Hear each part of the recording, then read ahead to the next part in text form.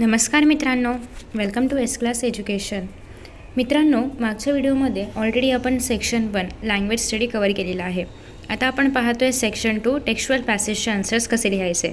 I hope की तुम्ही previous video पाहिला असेल, कारण त्या पद्धतीने जर तुम्ही पेपर रायटिंग केलं तर नक्कीच तुम्हाला आउट ऑफ मार्क्स मिळणार आहेत. इवन प्रेझेंटेशन कसं असावं आणि त्यासोबतचे काही ट्रिक्स आणि टिप्स या पण मी तुम्हाला सांगितलेले आहेत. So let us start with section 2.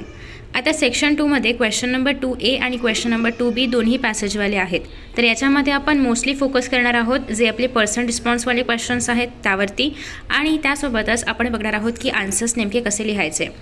So हा जो क्वेश्चन आहे हा फुल पॅसेजवरती बेस्ड असतो आणि हा स्टीफन हॉकिंग यांचा जो आपल्याकडे चॅप्टर आहे एपिटोम ऑफ करेज, तर त्याच्यामधला हा पॅसेज आहे.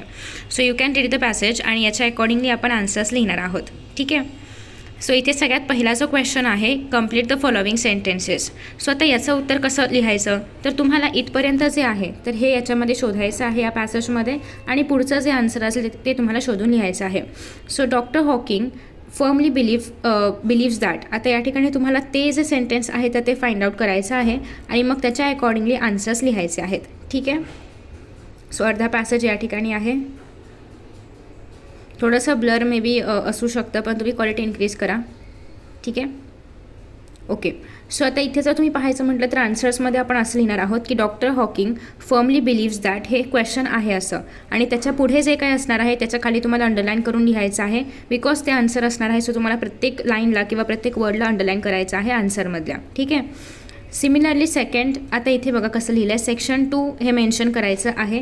त्यानंतर क्वेश्चन नंबर 2A त्याच्यामधला A1 आणि त्यामधला फर्स्ट. सिमिलरली त्यामधला second, the style of his writing is so lucid that non scientist can also understand him. So आता हे जे आहे हे आपलं आन्सर आहे, त्याच्यामुळे याच्या खाली तुम्हाला अंडरलाईन करायचं आहे. So after that next third असं आहे की many people display exemplary courage in their lives like doctor Hawking. So याच्या खाली पण अंडरलाईन करायचं आहे जे काही आन्सर असेल ते. ठीक आहे. सो हे तुम्ही पेन्सिलने करा, पेनने करा इफ पॉसिबल, आणि वेळ असेल तर मग स्केल वगैरे घेऊन करा, अदरवाईज सिम्पल अंडरलाईन केलं तरी पण चालेल. त्यानंतर fourth question. After that second question आहे आपल्याकडे की तुम्हाला कंप्लीट करायचं आहे हे वेब डायग्राम. ॲक्च्युली एक्झाममध्ये एवढं डिफिकल्ट डायग्राम नाही आहेत, कारण तुम्हाला जसं आहे तसं डायग्राम ड्रॉ करायचं असतं. एक्झाममध्ये मोस्टली तुम्हाला अशा पद्धतीने ॲरोजच विचारले जातील. सो मी पण त्याच पद्धतीने सिम्पल पद्धतीने ड्रॉ केलेला आहे. पण इतकं नक्की आहे की एक्झाममध्ये ज्या फॉर्मॅटमध्ये डायग्राम असेल किंवा जशी असेल तशी तुम्हाला फॉर्म करायची आहे. ठीक आहे. बट शक्यतो इझी दिली जाते. आता इथे काय लिहायचं आहे, qualities of doctor Hawking. So मग तुम्ही असं ड्रॉ करणार आहात क्वालिटीज ऑफ डॉक्टर हॉकिंग, आणि मग तुम्हाला अशा पद्धतीने 4 क्वालिटीज लिहायचे आहेत. ठीक आहे. ऑप्टिमिस्ट आहेत, इंटेलिजंट आहेत, हंबल मॅन आहे, डाऊन टू अर्थ पर्सनॅलिटी आहे, जे काही असेल ते. अजून इतर पण तुम्हाला काही क्वालिटीज माहिती असतील किंवा भेटल्या तर तुम्ही त्या पण करू शकता. After that A3. आता A3मध्ये काय क्वेश्चन आहे, A3मध्ये तुम्हाला करायचं आहे की इथे वर्ड दिलं आहे आणि वर्डचं मिनिंग इथे आहे. सो जेव्हा तुम्ही अशा प्रकारचे क्वेश्चन सॉल्व कराल तेव्हा तुम्हाला कॉलम A लिहायचा असतो आणि कॉलम Bच्या ऐवजी डिरेक्टली Aचे आन्सर्स लिहायचे असतात. कसे, लेट अस सी. तर सगळ्यात पहिल्यांदा आपल्याकडे आहे कॉलम A आणि मग इथे लिहायचं आहे आन्सर्स. कॉलम Aमध्ये आहे लेमॅन. लेमॅन म्हणजे काय, an ordinary person. So similarly तुम्हाला बाकी सगळे शब्द आणि त्यांचे मिनिंग जे आहेत तर त्याचे समोरासमोर लिहायचे आहेत, आणि मग असं करत तुम्हाला प्रत्येक याला अर्धा मार्क मिळणार आहे. आफ्टर दॅट A4 क्वेश्चन आहे आपल्याकडे, तो म्हणजे टुवर्ड्स डिरेक्टेड. याच्यामध्ये पहिलं जे आहे की science will discover the core secrets of the universe. तुम्हाला ह्याला पॅसिव्हमध्ये कन्वर्ट करायचं आहे, म्हणजे द कोर सिक्रेट्सपासून सेंटेन्स सुरू झालं पाहिजे. आणि सेकंड क्वेश्चन आहे, on being asked doctor Hawking says I try and lead as normal a life as possible. आणि याचं काय करायचं आहे तर तुम्हाला करेक्ट रिपोर्टेड स्पीच चूज करायचं आहे. ठीक आहे. सो लेट अस सी याचे आन्सर्स काय आहेत. सो पहिलं तर तुम्हाला पॅसिव्हमध्ये कन्वर्ट करायचं होतं, the core secrets as a initial घेऊन. So the core secrets of the universe will be discovered by science. ठीक आहे. फुल स्टॉप वगैरे सगळं व्यवस्थित द्यायचं आहे. आफ्टर दॅट नेक्स्ट होतं की तुम्हाला चूज करायचं होतं रिपोर्टेड स्पीच करेक्ट A आणि B दोन ऑप्शन्सपैकी. तर जो ऑप्शन तुम्ही चूज केला आहे तो इथे A, B, C, D ते आधी लिहिणं कंपल्सरी आहे, आणि मग त्या ऑप्शनमध्ये काय आहे ते लिहायचं आहे. सो A आपण चूज केलेला आहे. Aमध्ये काय आहे, on being asked doctor Hawking says that he tried and led as normal a life as possible. ठीक आहे. सो इथे A, B, C, D हे लिहिणं पण इम्पॉर्टंट आहे. So question number 2A A4 मधलं फर्स्ट सेकंड झालं आहे. आता आपण A5 पाहतो आहे, जो की आहे पर्सनल रिस्पॉन्स. सो खूप महत्त्वाचा प्रश्न असतो पर्सनल रिस्पॉन्स, कारण हा प्रश्न तुम्हाला 2 मार्क्स देतो.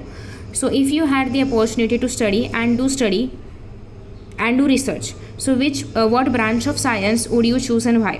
सो तुमच्याकडे असं काही ऑप्शन असेल की तुम्हाला कुठला तरी एक सायन्समधली ब्रांच निवडायची आहे आणि त्याच्यावरती तुम्हाला रिसर्च करायचा आहे किंवा त्याच्यावरती अभ्यास करायचा आहे, तर तुम्ही कोणती ब्रांच निवडाल. सो आता हा प्रत्येकाचा एक वेगळा पॉईंट ऑफ व्ह्यू असू शकतो, कारण ह्याच्यामध्ये खूप ब्रांचेस आहेत सायन्समध्ये. फिजिक्स आहे, बायो आहे, मायक्रोबायोलॉजी आहे, केमिस्ट्री आहे, केमिस्ट्रीमध्ये पण अप्लाइड केमिस्ट्री आहे, ऑर्गॅनिक केमिस्ट्री आहे, इनऑर्गॅनिक केमिस्ट्री आहे. सो खूप सारे ब्रांचेस आहेत. किंवा तुम्हाला काही फिजिक्समध्ये काही करायचं असेल तर, किंवा अजून बरेचसे असे तुम्हाला ब्रांचेस बघायला मिळतील. क्वांटम कम्प्युटिंग आहे, क्वांटम मेकॅनिक्स आहे, वॉटेवर. सो जे काही तुम्हाला सायन्समधली ब्रांच आवडते किंवा माहिती आहे त्याबद्दल तुम्ही लिहू शकता. असं काही नाही की खूप डीपमध्ये लिहिलं पाहिजे, वरचेवर पण तुम्ही लिहू शकता, कारण अर्थात तुम्ही 10th स्टँडर्डला आहात. सो त्याच रेंजमधला आन्सर एक्सपेक्टेड आहे. ठीक आहे, तुम्ही फक्त बायोलॉजी लिहिलं, फक्त फिजिक्स लिहिलं, फक्त केमिस्ट्री लिहिलं तरी पण चालणार आहे. सो लेटेस्ट सी आता याचा आन्सर कसं लिहायचं आहे. So if I have the opportunity to study and do research, I will choose biology branch of science. So any branch जे तुम्हाला हवं असेल. I love to know about biology, all process occurring in living beings. In biology I will choose cytology. Cytology म्हणजे काय, सेलचं study. आता अर्थात हे तुम्हाला माहिती असलं पाहिजे, कारण आपल्याकडे सायन्स पार्ट 2मध्ये हा चॅप्टर आहे. सो तुम्ही त्याचा रेफरन्स घेऊ शकता. याच्यामध्ये हे रिप्रेझेंट काय करणार आहे की तुम्हाला त्या ब्रांचमधलं किती नॉलेज आहे किंवा तुम्हाला खरंच त्या ब्रांचमधून काय परसिव्ह करायचं आहे. ठीक आहे. So I will choose cytology. In this study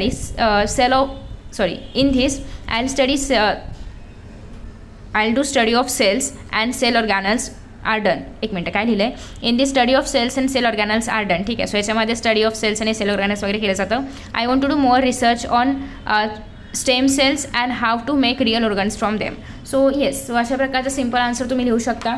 जास्त डीपमध्ये नाही, बट ॲटलिस्ट तुम्ही कोणती ब्रांच घेणार आहात आणि ती ब्रांच काय करते किंवा त्या ब्रांचमध्ये काय येतं याबद्दल एक बेसिक नॉलेज तुमच्याकडे असलं पाहिजे, जे तुम्ही ते लिहू शकता. ठीक आहे. सो इन दिस वे छोटंसं आन्सर लिहायचं आहे, 2 मार्कांसाठीचं आहे. सो किती मोठं असलं पाहिजे, तर एवढं मोठं साधारणतः एक 5 ते 6 लाईन्सचं तुमचं आन्सर असलं पाहिजे. ट्राय करा की याच्यामध्ये कोणते ग्रॅमॅटिकल मिस्टेक्स नकोत, आणि जर एखादं काही चुकलं तर ते इतकंच कट करायचं आहे, असं फुल शब्द कट करायचा नाही, ते खूप घाण दिसतं. आणि बघा इथे असं जोपर्यंत तुम्ही निरखून नाही बघत तोपर्यंत कळणार पण नाही की हा एक कट केला आहे. इवन मी हा एक कट जरी केला नसता, ठेवला जरी असता, तरी पण लक्षात नसतं आलं, कारण एक्झामिनर प्रत्येक शब्द प्रत्येक अक्षर हे नाही चेक करत. ठीक आहे. पण तुम्ही जर अशा पद्धतीने काही करून दिलं, कटकट वगैरे किंवा असं काही काही करून दिलं, तर ते लक्ष त्या ठिकाणी वेधलं जाईल की हे काहीतरी कॅन्सल केलं आहे किंवा काहीतरी खडाखोड केली आहे. सो असं नाही करायचं आहे. जर काही चुकलं असेल एखाद्या शब्दात आहे ते ए लिहिल्याने इतका मेजर काही फरक नसता पडला. सो जरी हा मी ए इथे ठेवून दिला असता तरी पण काहीच फरक नसता पडला. सिमिलरली ऑकरिंगमध्ये चुकून डबल यू झाला किंवा डबल आर झाला तरी पण ते तितकं नोटिसेबल नसणार आहे. फक्त एवढंच की बायोलॉजीमधलं स्पेलिंग चुकीचं नाही झालं पाहिजे, सायटोलॉजीमधलं स्पेलिंग चुकीचं नाही झालं पाहिजे, कारण ते एक्सपेक्टेड आहे किंवा ते हायलाईट करणार आहोत आपण. ठीक आहे. इवन तुम्ही असं पण करू शकता की जी ब्रांच तुम्ही लिहिताय किंवा ज्याहीबद्दल तुम्ही लिहिताय त्याच्या खाली अंडरलाईन कराल, कारण जेणेकरून तिकडे जास्त फोकस गेला पाहिजे एक्झामिनरचा की हां मला माहिती आहे ब्रांच आहे सायन्समध्ये, मला माहिती आहे की मी ही ब्रांच घेणार आहे, त्या ब्रांचमधला मी हा एक सब ब्रांच म्हणूया आपण किंवा सब टॉपिक चूज करणार आहे. सो याला तुम्ही खाली अंडरलाईन करून अजून त्याला चांगलं प्रेझेंटेबल करू शकता किंवा अट्रॅक्टिव्ह करू शकता. सो इन दिस वे आपण क्वेश्चन नंबर 2A कवर केलेला आहे. नेक्स्ट व्हिडिओमध्ये आपण पाहणार आहोत क्वेश्चन नंबर 2B. आणि प्लीज लेट मी नो की अशा प्रकारचे व्हिडिओज तुम्हाला हेल्पफुल आहेत का, सो दॅट मी इतर विषयांचे पण अपलोड करेन. Thank you so much for watching this video and see in the next video. Bye bye.